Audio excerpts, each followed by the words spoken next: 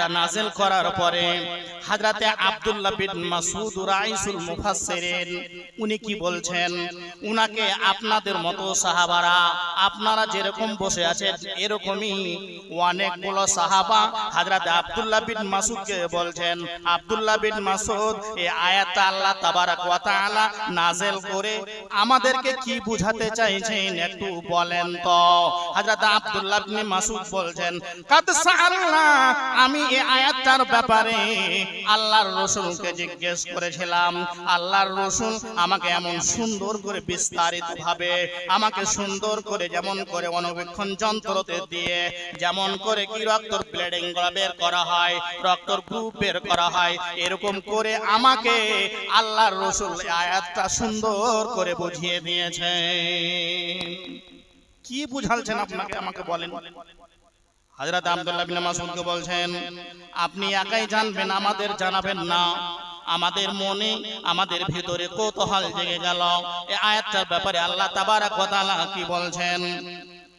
আল্লাহর রাসূলকে বলছেন, আল্লাহর রাসূল তখন হযরত আব্দুল্লাহ বিন মাসউদকে বলছেন, আব্দুল্লাহ বিন মাসউদ রে, ভালো করে শোনো, ভালো করে শোনো, আমি তোমাকে বলি এই ব্যাপারে এই আয়াতটাতে আল্লাহ তাবারাক ওয়া তাআলা যারা দ্বীনকে বাঁচাতে গিয়ে, যারা কোরআনকে বাঁচাতে গিয়ে, যারা মসজিদকে বাঁচাতে গিয়ে, যারা ওয়াকফ আন্দোলন করতে গিয়ে, যারা কবরস্থান বাঁচাতে গিয়ে, যারা ঈদগাহ বাঁচাতে গিয়ে, যারা দ্বীনকে বাঁচাতে গিয়ে প্রাণ দিয়েছে, তাদের রূহটা কোথায় থাকবে শুনে নাও। শোনো, যারা আল্লাহর ওয়াস্তে রাত দিন একই রকম বর্ডারে দাঁড়িয়ে আছে দ্বীন বাঁচাবার খাতিরে, কোরআন বাঁচাবার খাতিরে, তাদের ব্যাপারে আল্লাহ তাবারাক ওয়া তাআলা কি বলছেন শুনেন। ফি তাইরিন খুজরিন, ফি তাইরিন খুজরিন মানে হলো এটা যে যতগুলো পাখি আছে, পাখি কেমন উড়ে বেড়ায়, পাখির কি কোনো লাইসেন্স লাগে নাকি বলেন? কোনো লাইসেন্স লাগে না, কোনো আধার কার্ড লাগে না।